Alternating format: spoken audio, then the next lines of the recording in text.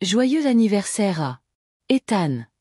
C'est à ce moment précis, figé dans une réalité absurde, que j'ai réalisé à quel point j'étais devenue invisible le jour de mes 25 ans. Là, assise à la tête d'une longue table dans le restaurant le plus élégant de la ville, j'ai regardé une coupe de champagne être levée non pas pour célébrer ma naissance, mais pour féliciter mon petit ami pour sa fantastique réussite professionnelle. Je m'appelle Aria. Et ce soir-là, j'ai vu mon petit ami Ethan me voler mon anniversaire sous le nez. J'ai pris une profonde inspiration. Il y a exactement 2 heures, j'étais chez moi en train de me préparer soigneusement pour ce que je croyais être ma soirée spéciale. Ethan m'avait promis une « surprise inoubliable » pour mon anniversaire. Le restaurant Golden Garden était un endroit que je rêvais de visiter depuis des mois. Exclusif, élégant, avec une liste d'attente de plusieurs semaines. Quand Ethan m'a dit qu'il avait réussi à obtenir une réservation, j'ai été vraiment impressionnée. Tout va tourner autour de toi, Aria. Je te promets que tu n'oublieras jamais cette nuit. Il avait raison. Je ne l'oublierai jamais. Le premier signal d'alarme est apparu lorsque nous sommes arrivés au restaurant. Au lieu de mes amis, que j'imaginais nous attendre pour une célébration intime, je suis tombée sur 6 amis d'Ethan, y compris James, le même gars qui m'a dragué sans vergogne quand Ethan et moi avons commencé à sortir ensemble. J'ai pensé que ce serait plus amusant avec eux, a expliqué Ethan lorsqu'il a vu mon expression surprise. Tes amis sont un peu distants. Je déglutis et me force à sourire. Peut-être voulait-il simplement mélanger les cercles sociaux? J'essaie de rester optimiste. Deuxième signal d'alarme, Ethan m'a placé en bout de table, tandis qu'il occupait le centre, entouré de ses amis. J'étais coincée entre 2 personnes que je connaissais à peine. Le menu était fixe, et Ethan a commandé pour tout le monde sans me demander mes préférences. Vous allez adorer, croyez-moi, a-t-il dit lorsque j'ai essayé de suggérer un autre plat. Lorsque les plats sont arrivés, Marcus, le meilleur ami d'Ethan, s'est levé en souriant. À notre cher Ethan. Pour ton nouveau poste de directeur exécutif, pour ton incroyable dévouement et pour être l'homme le plus talentueux que nous connaissions. Tu mérites tout le succès du monde, mon pote. Tout le monde a levé son verre avec enthousiasme. Ethan a souri de satisfaction, acceptant les compliments comme s'ils étaient de l'oxygène dans ses poumons. Je regarde autour de moi, attendant que quelqu'un mentionne. Oh, et félicitations à Aria pour son anniversaire. Silence. Pendant les 2 heures qui ont suivi, le dîner, mon anniversaire, s'est transformé en une séance d'adoration pour Ethan. Tout le monde parlait de sa promotion, de ses talents exceptionnels, de ses qualités inégalées. Pendant ce temps, j'ai pratiquement disparu. Personne n'a posé de questions sur mes sentiments, mes projets ou même mentionné la date. Pas de gâteau. Pas de « félicitations ». Pas de toast pour moi. James, l'ami gênant, a même eu l'audace de me faire un clin d'œil de l'autre côté de la table, comme si nous partagions un secret. C'est à ce moment-là que j'ai réalisé que je n'assistais pas seulement à une fête, mais à une révélation sur l'identité de mon petit ami depuis 2 ans. J'ai sorti mon téléphone portable et j'ai envoyé un message à Rachel, ma meilleure amie. J'ai besoin de ton aide.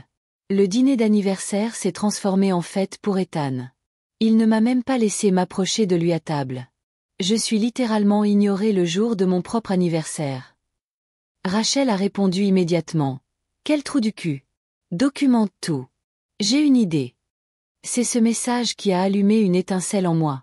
J'ai toujours été patiente, compréhensive, peut-être même trop soumise. J'ai toujours apprécié qu'Ethan transforme nos moments en opportunités pour son ego. Je l'ai toujours excusé lorsqu'il rabaissait mes réalisations ou oubliait des dates importantes pour moi. Mais ce soir-là, quelque chose s'est brisé en moi. En silence, je me suis levée, j'ai pris mon sac et je me suis dirigée vers le serveur. Je voudrais payer ma part, s'il vous plaît.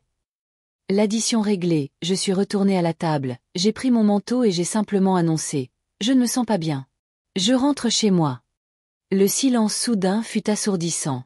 Ethan m'a regardé avec stupéfaction, comme s'il n'arrivait pas à croire que j'oserais interrompre son moment de gloire.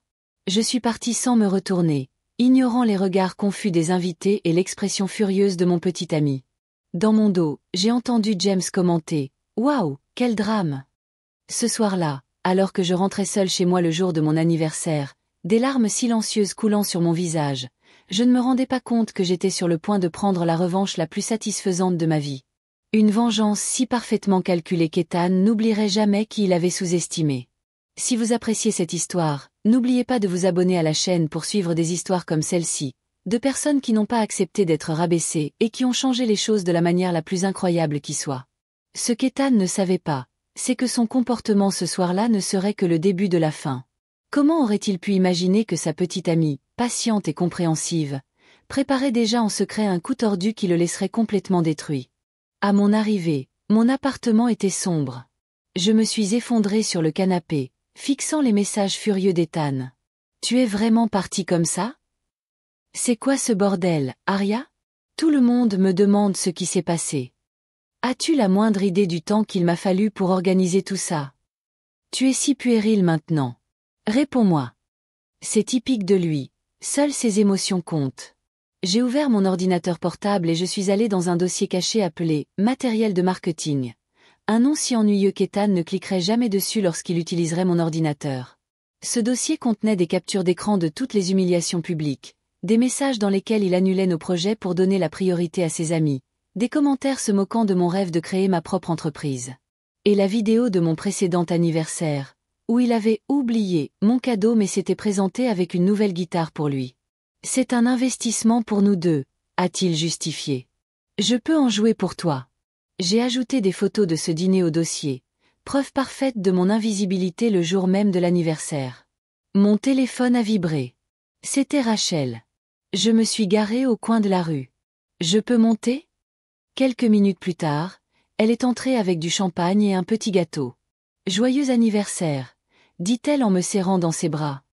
J'ai apporté ce dont nous avions besoin. Rachel n'était pas seulement ma meilleure amie. C'était une avocate spécialisée dans le droit des contrats et la personne la plus stratégique que j'ai jamais rencontrée. Depuis qu'elle avait commencé à remarquer les comportements toxiques d'Ethan, elle m'aidait discrètement à tout documenter. Il s'est donc remis de l'humiliation de l'année dernière, a-t-elle commenté en coupant le gâteau. Il a transformé son anniversaire en fête pour célébrer sa promotion. Il n'a même pas encore été promu, ai-je soupiré. L'entretien final a lieu la semaine prochaine. Rachel a souri d'une manière qu'elle ne faisait que lorsqu'elle avait un plan parfait. Et tu as toujours la clé de son appartement, n'est-ce pas? Je lui montre le double de la clé sur mon trousseau. Je ne l'ai jamais rendue après qu'il m'ait demandé d'arroser les plantes. Parfait, dit Rachel en ouvrant son ordinateur portable. Maintenant, passons au plan. Ce qu'Ethan ne savait pas, c'est que Rachel travaillait dans le même cabinet d'avocats qui représentait Meridian Technologies, l'entreprise même où il était sur le point d'être promu. L'entreprise avait des règles strictes en matière de conduite personnelle et professionnelle pour les postes de direction. Nous avons systématiquement organisé chaque élément de preuve, les commentaires sexistes sur les collègues, les captures d'écran où il admettait avoir utilisé des informations confidentielles à son profit, la fois où il avait emprunté ma carte professionnelle pour un achat personnel. J'ai une réunion avec les RH de Meridian mardi, m'a dit Rachel. Rien d'officiel, juste un déjeuner informel. Chelsea, la directrice, est une amie de l'université. Ça ne va pas te nuire professionnellement. Pas du tout. Je vais juste donner quelques informations sur des pratiques douteuses. Pour le reste, ils enquêteront de leur côté. Le lendemain matin, Ethan s'est présenté sur le pas de ma porte. Ses yeux étaient rouges de colère contenue. Tu sais à quel point tu m'as mis dans l'embarras? Tout le monde m'a demandé pourquoi tu étais sorti comme ça. Ai-je gardé une expression neutre? Et si tu disais la vérité? Que c'était mon anniversaire, mais que tu l'as transformé en une fête personnelle. Il roule des yeux. Le dîner ne concernait pas que toi, Aria. Il s'agissait de nous. De notre avenir. Ma promotion est bénéfique pour nous deux. Comment exactement? Tu as toujours été si dramatique, soupire-t-elle. Mes amis ont dit que tu étais immature. Tes amis? Tu as invité ces deux femmes pour moi? J'ai pensé que vous pourriez apprendre à vous connaître. Ce sont des partenaires d'affaires importantes. C'est là que j'ai compris. Ethan n'avait pas oublié mon anniversaire. Il avait délibérément utilisé cette date pour faire avancer sa carrière, profitant de la réservation pour me présenter comme un accessoire aux personnes qu'il voulait impressionner. Nous devons établir des règles, Aria, poursuit-il, inconscient de ma révélation. Tu ne peux pas sortir comme ça quand tu n'aimes pas quelque chose. C'est embarrassant et puéril. J'ai forcé un sourire conciliant. J'ai été impulsif. Le soulagement sur son visage est immédiat. Il avait toujours sous-estimé mon intelligence, confondant gentillesse et naïveté. J'ai encore vos clés, lui dis-je avec désinvolture. Puis-je passer plus tard pour vous les rendre? Et peut-être préparer le dîner pour me faire pardonner. Parfait, sourit-il en m'embrassant sur le front comme si j'étais un enfant. Je savais que tu comprendrais.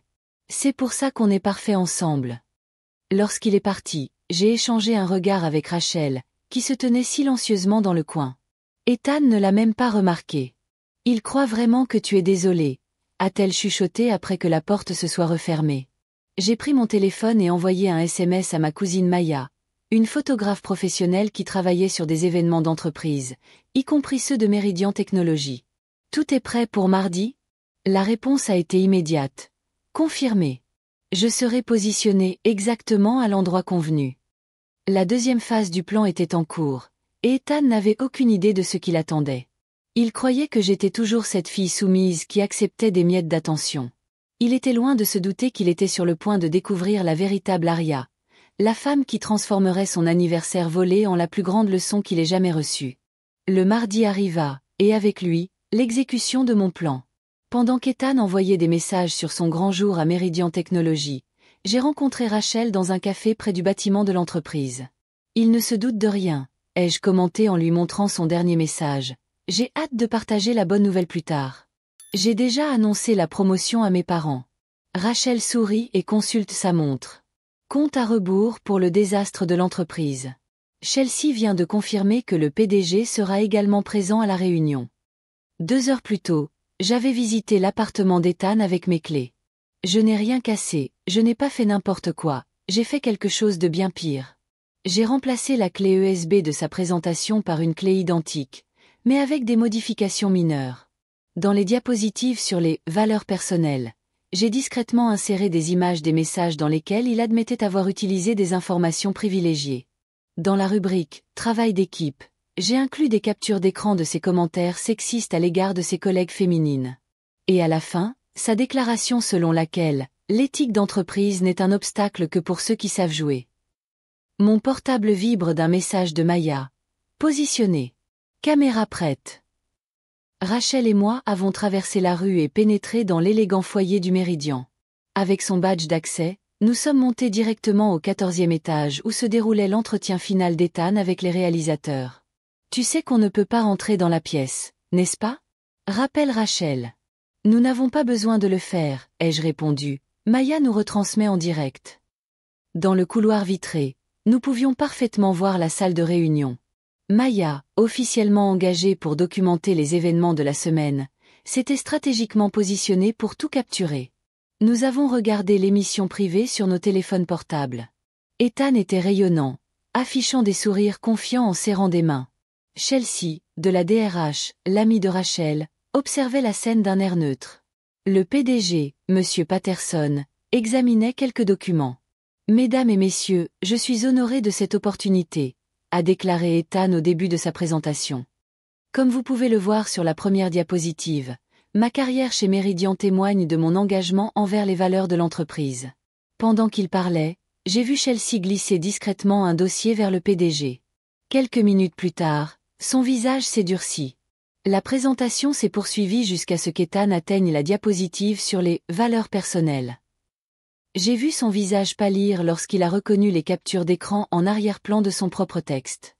Il a bégayé, essayant de passer rapidement à la diapositive suivante, mais le PDG a levé la main. « Monsieur Miller, pourriez-vous nous expliquer ce que sont ces messages au bas de votre diapositive ?» La caméra de Maya a parfaitement capté son regard paniqué. Ethan tente de sourire, mais ses lèvres tremblent. Probablement une erreur de formatage. Laissez-moi juste. Non, regardons de plus près, insiste le PDG en faisant signe au technicien d'agrandir l'image. Le sang se retira du visage d'Ethan lorsque le message qu'il m'avait adressé apparut en taille lisible. J'ai reçu des informations d'Avantex avant l'annonce officielle. J'achète des actions avant que le marché n'entende parler de la fusion. La diapositive suivante révélait ses commentaires sur la directrice financière. Elle n'est arrivée là que parce qu'elle porte des jupes courtes aux réunions du conseil d'administration. Suivent d'autres commentaires dégoûtants sur d'autres collègues. « Monsieur Miller, » dit la voix ferme de Chelsea, « nous avons reçu des informations inquiétantes sur votre comportement. Reconnaissez-vous ces messages comme étant les vôtres? C'est une atteinte à la vie privée, proteste-t-il en regardant frénétiquement autour de lui. Quelqu'un essaie de me saboter. Probablement mon ex-copine folle. Mon téléphone a vibré avec un message de lui. Qo t'a-t-il fait? Je n'ai pas répondu. Le PDG s'est levé, le visage rouge de colère. Nous avons d'autres documents. Utilisation abusive d'informations confidentielles, achat personnel avec une carte d'entreprise, commentaires qui violent nos politiques de diversité et d'inclusion. Non seulement nous refuserons votre promotion, Monsieur Miller, mais nous devrons également revoir votre position actuelle dans l'entreprise. L'émission montre Ethan visiblement effondré, son arrogance cédant la place au désespoir. Je peux expliquer tout cela. Ce ne sont que des blagues sorties de leur contexte. Y compris le délit d'initié, demande froidement le PDG. La réunion se termina brusquement. Ethan sortit de la salle en titubant, le visage déformé par la colère et l'humiliation. Dans le couloir, son regard a croisé le mien. Rachel et moi nous tenions tranquillement debout, sans expression. À côté de nous, Maya a baissé son appareil photo professionnel. Tu, murmure-t-il en s'avançant vers moi. Tu as planifié tout ça. Planifié quoi, Ethan? Ai-je répondu calmement.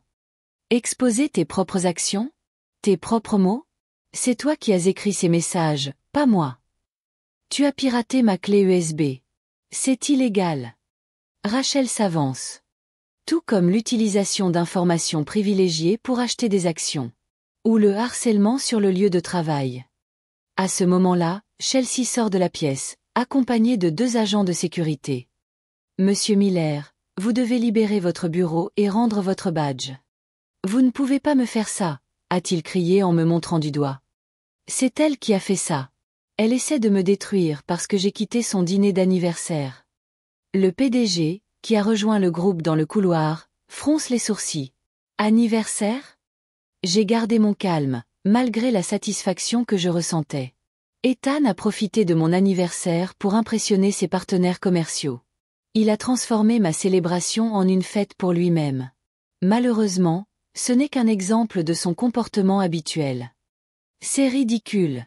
Ethan s'écrie, le visage rouge de fureur. Vous êtes en train de ruiner ma carrière à cause d'un foutu dîner. Non, Ethan, ai-je répondu calmement. Tu as ruiné ta carrière par tes propres actions contraires à l'éthique. Je laisse vos paroles parler d'elles-mêmes. Les agents de sécurité se sont approchés et Ethan, réalisant qu'il perdait le contrôle, a baissé la voix jusqu'à un chuchotement menaçant. Tu vas le regretter. Je vais te faire payer chaque seconde de cette humiliation.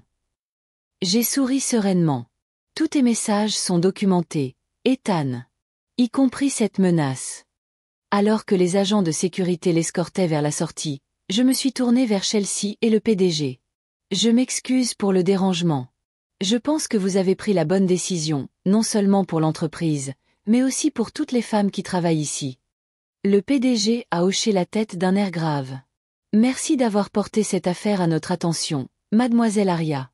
Meridian accorde une importance primordiale à l'intégrité. Alors que nous sortions du bâtiment, Rachel m'a serré le bras pour me soutenir. Comment te sens-tu? Libre, ai-je répondu, et avec un étrange sentiment de paix. Mon téléphone vibrait sans cesse des messages de colère d'Ethan, mais je ne m'en souciais plus. La vengeance ne consistait pas seulement à ruiner son grand jour. Il s'agissait d'exposer la vérité qu'il cachait sous sa charmante façade. La vengeance parfaite ne consistait pas à détruire Ethan. Il s'agissait simplement de lui donner exactement ce qu'il méritait, les conséquences de ses propres actes. Dans les semaines qui ont suivi la chute d'Ethan, ma vie a changé du tout au tout.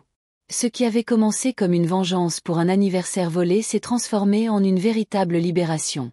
3 jours après l'incident survenu chez Meridian Technologies, j'ai reçu un appel inattendu de Chelsea, la directrice des ressources humaines. Aria, j'ai consulté ton profil en ligne. Vous êtes designer, n'est-ce pas? Oui, ai-je répondu avec hésitation. Je travaille en tant qu'indépendante depuis quelques années. Nous avons un poste vacant au sein du département de marketing visuel.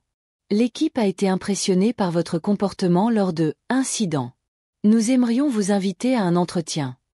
Une semaine plus tard, j'étais embauchée par Meridian avec un salaire qui dépassait mes attentes. Ironie du sort, l'entreprise qu'Ethan avait tant voulu conquérir était devenue ma nouvelle maison professionnelle. Pendant ce temps, la déchéance d'Ethan était spectaculaire. Non seulement il a perdu son emploi chez Meridian, mais ses pratiques contraires à l'éthique l'ont rendu persona non grata sur le marché local des entreprises. L'histoire du « petit ami narcissique qui a utilisé l'anniversaire de sa petite amie comme plateforme d'autopromotion et a succombé à des pratiques contraires à l'éthique » a rapidement circulé dans les cercles professionnels. 2 mois après l'incident, je suis tombée sur James, l'ami gênant d'Ethan, dans un café près du bureau. « Aria, puis-je te parler 1 minute ?» a-t-il demandé, visiblement mal à l'aise. « Bien sûr », ai-je répondu avec un calme professionnel. « Je voulais m'excuser pour votre dîner d'anniversaire. Et pour tout ce qui s'est passé avant. » Il avait l'air sincèrement désolé. « Ethan nous a toujours dit que tu manquais cruellement de confiance en toi et que tu dépendais de lui. Que tu avais besoin d'être constamment rassuré.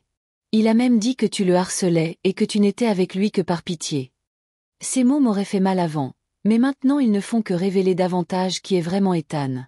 Où est-il maintenant? Demandai-je par curiosité. Il a emménagé chez ses parents. Il travaille dans un magasin d'électronique. Il n'arrête pas de dire qu'il a été injustement annulé et qu'il va se remettre sur pied. Mais James hésite. Plus personne ne le croit vraiment. Il a même parlé de vous sur les réseaux sociaux, mais il n'a reçu que des critiques. Ce soir-là, j'ai reçu un appel de Rachel. Elle avait été promue associée du cabinet d'avocats. Célébration chez moi ce week-end, m'a-t-elle annoncé. Et devinez quoi? C'est l'anniversaire des 6 mois de la liberté d'Ethan. La fête a été merveilleuse, entourée de personnes qui m'appréciaient vraiment. Maya a présenté un diaporama hilarant intitulé « Le jour où Aria est devenue légendaire », montrant des photos du visage paniqué d'Ethan lorsqu'il a vu ses messages exposés. Alors que nous trinquions, Maya m'a montré quelque chose sur son téléphone. C'était un message d'Ethan. « Je suis toujours victime de la conspiration la plus injuste de l'histoire. J'ai tout perdu à cause d'une ex-petite amie vindicative. Quelqu'un peut-il m'aider à payer mon loyer ce mois-ci?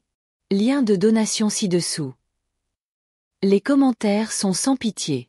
Vous auriez peut-être dû fêter son anniversaire comme il se doit. Un type qui utilise des informations privilégiées pour en tirer un profit illégal se plaint de la justice? C'est ironique. Vous n'avez pas tout perdu à cause d'elle. Tu as tout perdu à cause de tes propres actions. 6 mois plus tard, ma vie était méconnaissable, dans le meilleur sens du terme.